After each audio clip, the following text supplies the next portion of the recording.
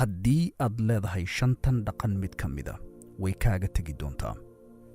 assalaamu calaykum waraxmatullaahi wabarakaatu. asxaabteeda kulantii isku soo noqod wanaagsan meel kastoo caalamkaad ka joogtaanba ku soo dhowaada Ayuub Axmed podcast.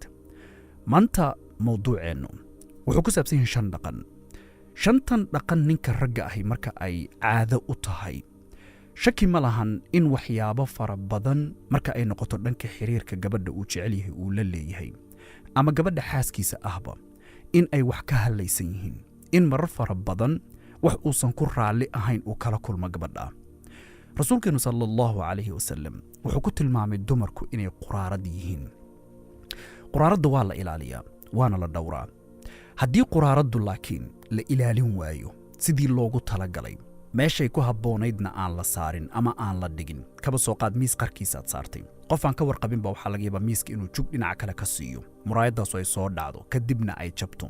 mararka qaar waxaa laga yaabaa qofku hadduu xataa muraayaddii xaaqxaaqay in waxyaabo yaryar oo tiro badanoo muraayaddaa ka jabayo haraa ah inay dhulka ku dhegaan. hadhow shaki kuma jiro, qofkii ku dul socda ilmo yar hadduu yahay, qof weyn hadduu yahay,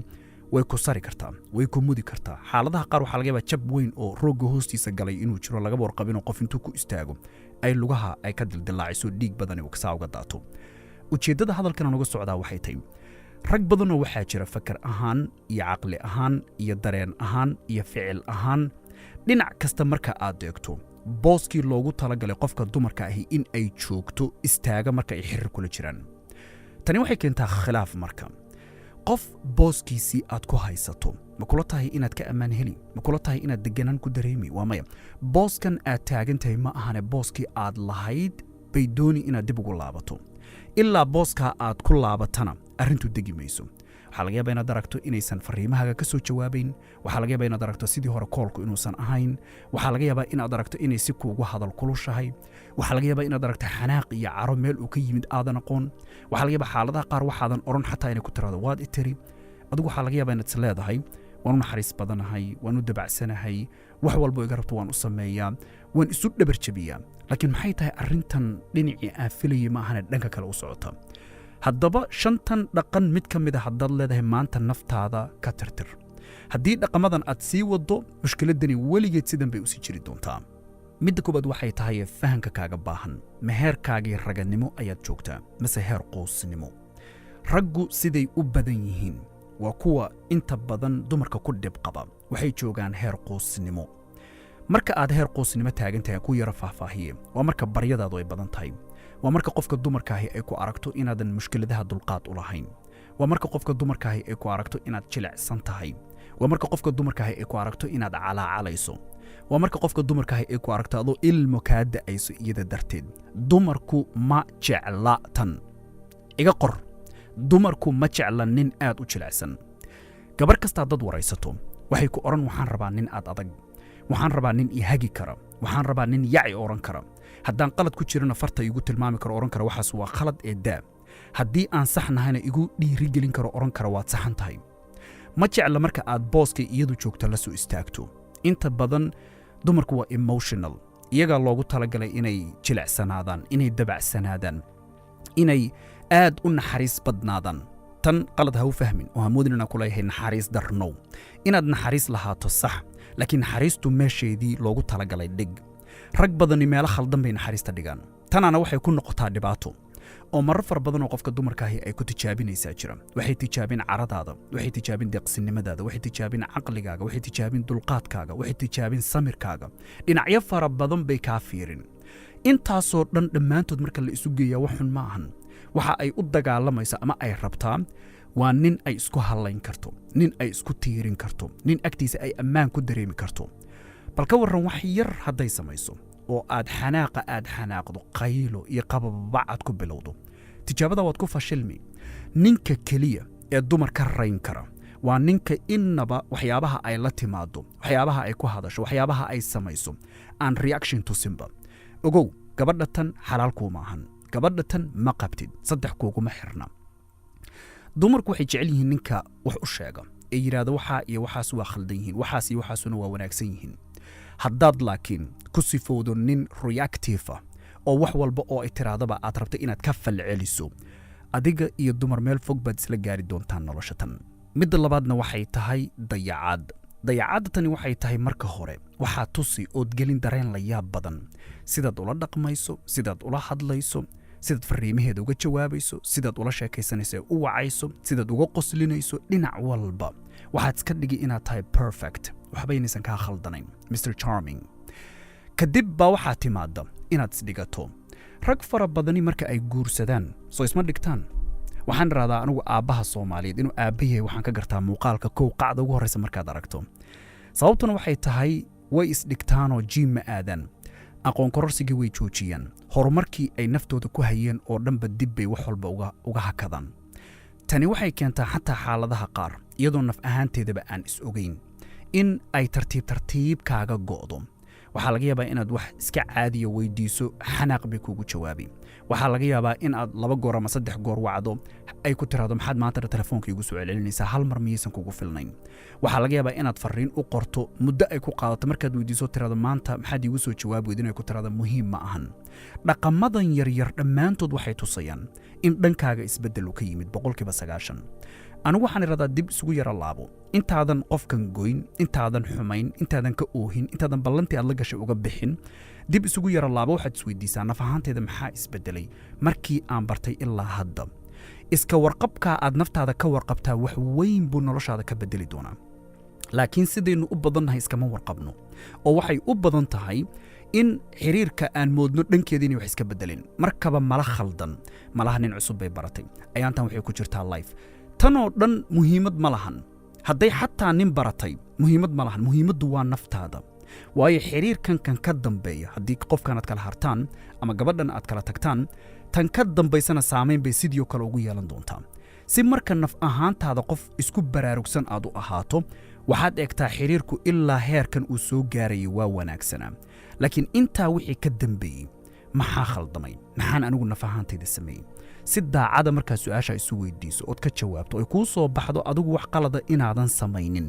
markaa waad oran kartaa haddii ay tagto dhib ma jiro qofka ay ka tagtay wuxuu ahaa qof dadaalaya laakiin haddii ay kuu soo baxdo in naf ahaantaada ay wax iska bedeleen intaad qabka iyo kibirka isla weynanka intaad dhinac iska dhigto naftaada si tartiib ah xataa adoon u sheegin sidii hore ee ay kugu taqaanay dib ugu laabo waxayna u badan tahay markaa isbedelku in uu yimaado sidii aad rabtayna ay kuu noqoto midda saddexaadna waxay tahay in aad leedahay dhaqan caruureed dhaqanka caruurta maxaa lagu yaqaanaa in aynan caradooda xakamayn karin in aynan lahayn awood oohin ka badan oo ay mushkilad ku xalliyaan in ay dulqaad daran yihiin in hadalkoodu uu iska badan yahay oo wax yar oo kooban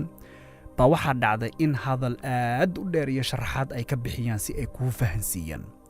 caadooyinkan iyo dhaqankan haddaad ku sifaysan tahay ku soo dhowow Dumarland in fara badan baad iska hor imaan doontaan mar fara badan baa khilaafkiinu badan doonaa waxaana dhici doonta in aad tiraado talow niyo maxaa khaldan waayo iyadu booska ay kaa aragto kaa filayso ee raganimo ma joogtid waxaa laga yaabaa inaad 30 jir tahay laakiin dhaqankaagu waa 14 jir taasaa marka isweydiin ku keenaysa ninkani ma yahay ninkuu qalma ninkani ma yahay ninkuu cuntama su'aalaha maskaxdeeda ku soo laalaabanaya ee jawaab caafimaad qabta aynan marna u heli karin baa waxaa dhacda in ay kaa go'do laakiin sida guud ahaaneed way kula socotaa xiriir bay kula leedahay tan waxay u ballaqdaa albaab haddii markii hore 100% ay ku rabtay inay rag kala shukaansato inay isku daydo bal inay waxyaabo kale tijaabiso waxaan iraahdaa ninka ragga ahow haddaad rabto qofka dumarka ahi inay maanta dhan kaa fakarto maanta dhan aad maskaxdeeda ku taagnaato fariintaad qortaba dhaqsan looga soo jawaabo waxaad noqotaa qof naftiisa booska uu taagan yahay ay la weyn tahay ma ahan qabkan iyo isla weynanka liita ee rag badan ay isgeliyaan kaa kama hadlay waxaan ka hadlayaa heerka rabbi uu kuugu talagalay ee raganimo taagnow marka aad hawshaada iyo wixii adiga kula gudboonaa ee dhankaaga saarnaa aad gudanayso danahaagana maalinta aad ku mashquulsan tahay nin inta badan gabadha uu la socdo zaa'id mashquul ugu noqdo oo ay qiimaysaa ma jiro nolol kale ma lihid shaqo kaama dhacdo waxbarasho kaama dhacdo saaxiibba ma lihid ehel ma lihid hooyi aabba kuuma joogaan adduunka dhan waxaa laga yaabaa inaad waxbarasho aad markaa ka soo baxdana telefoon la dhigto kugu qallasho adigu xasilada yaysan kaa tegin yaysan kaa fogaan laakiin qofka dumarkaahi ma caqli xuma way og tahay in 100% nin isku kalsoon aadan ahayn maanta dhan markaa telefoon aad daba taagantay ood wacayso xaggeed aad xaggeed martay maxaad qabatay maxaa sawirkaa usoo dhigtay maxaa saa u yeeshay ogow way ogtahay nin jilicsan inaad tahay waxayna tusaysaa in jir ahaan aad qaangaartay laakiin caqli ahaan aadan weli qaangaarin midda afaraadna waxay tahay xushmad la'aantan labanu kala qaadaya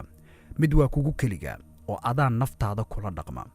midna waa midaad iyada kula dhaqanto tan aad iyada kula dhaqanto hal mid baan ka oranayaa iga qormaanta qof dumara hadal xun ood ku tiri ha sugin inay ilowdo nolosheedoo dhan markay wax yar xanaaqdaba way ku xasuusin hadda ka hor ma xusuustaa inaad sidaa ay gu tiri xataa xaaladoo deggan adeer bay kuu imaano waxay ku oran maalin baa sidaa ay tiri ilaa hadda qalbigaygu waa dhibsanaya hadalkaa adigu ama kacbada gee ama cagaha ka dhunko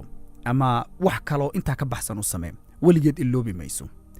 tani marka waa hadal intuu afkaaga ku jiro ammaan yahay si fiican waxa aad kula hadlayso uga fiirso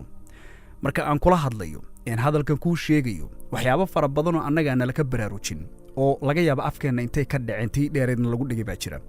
haddaba qofka dumarka a marka aad hadal odhanayso ka fiirso intuusan afkaaga ka soo bixin ama midaad la socoto ha noqoto ama mid xalaal kuu ah ha noqoto tan xalaasha kuu ahi way ka sii fog tahay oo ka ixtiraam mudan tahay oo ka sarraysaa tanaad la socoto middan marka kale waa tan aan rabo muhiimadda inaad siiso ixtiraam xumada naftaada aad kula dhaqantaa iyadu naf ahaanteedu way ka guban waxayna sabab ugu noqotaa inay ku dhiirato inay si xun kuula dhaqanto waana tan ugu daran haddaad gabadhan kala tagtaan mid kalaa laga yaaba inaad la kulanto mid kalaa laga yaaba in reer la dhisato haddana sidii oo kale mar walba adigu waxaad isweydiin talo maxaa khaldan oo nin iska warqaba ma tihid waxaa tahay qof aan naftiisa marnaba jeegaraynin oo naftiisa marnaba dul istaagayn waa tan aan idhaahdo nin kastoo ina ka mida waa in maalintii 10 ilaa 15 daqiiqo oo telefoon ka fog tahay oo kombiyuutar ka fog tahay oo bini aadam ka fog tahay ay jirto meel intaad fadhiisato aad naftaada xisaabiso adduunyadan waxa aad tahay aakhiro waxa ku sugaya inaad shaqaysatay in kale naftaada waa inaad la timaado tadabbur aad naftaada inta isdul taagta isweydiiso talo maxaa iga khaldan maxaan sameeyay carruurtayda see ula dhaqmaa xaaskayga see ula dhaqmaa hooyaday see ula dhaqmaa dadka intaa markaad ka soo tagto rabbiga i abuurtay sideen ula dhaqmaa waa lagama maarmaan haddii marka xushmad darro ay jirta labada dhankay doontaba ha noqotee shaki ma lahan inaad qofkaa dumarka iska hor imaan doontaan iyadoo oo aad jeceshahayna xaqiiqa ay cidlo kaaga dhaqaaqi doonto midda shanaad ee ugu dambaysaana waxay tahay daryeel xumo nafeed tan si fiican u dhegayso haddii jirkaaga aad daryeeli jirtay sidii aad u daryeeli jirtay maanta haddaad xaas yeelatay isu daryeel hadday noqoto muuqaalkaaga hadday noqoto nadaafadaada wixii aad samayn jirtay weliba gaar ahaan kuma sii jirto marka gabadha tani ay tahay xaaskaaga wixii aad xiriirka markaad ku jirteen samayn jirtay iyo daryeelkii iyo quruxdii aad muujin jirtay muuji marka gabadha tani xalaal kuu noqoto rag badani meesha ay ku fashilmaan waa halkan in cunto macaan gabdhaheennu aad bay u gacan macaan yihiin allah subxaanahu wa tacaala gacmihiina allah idin barakeeyo in cunto macaan aad habeen iyo maalinba isla dhacdo calooshu kaa soo dhacdo adiga dhanba aad soo baxdo foolxumo markay facebook gasho snapchat gasho ama instagramka ay furto meel uun hase yeeshee nin qorqoran oo qurxoon ay aragta xaaskaagu see dareemaysaa bay kula tahay yeenan kuu sheegin yeena si toosa kuugu oranin ninkaasaan jeclaan lahaa oo kale inaad noqoto oo dee kuma barbardhigaysa nin kale adoo si toosa u arkaya laakiin gudaheeda isbeddel baa ka socda waa tan keenta marka wax yaroo khaladihii uu yimaado ama wuxuun si ay isu moodsiiso in ay xanaaqeedu ka badnaado intii loogu talagalay waxaa dhacay adigu waxaa laga yaabaa inaad is leedahay malaha waxay la xanaaqday waa intan yar oo heblaayo maxaa kaa khaldan oo maxaad afka la taagay adiga dhanba foolxumaad soo baxday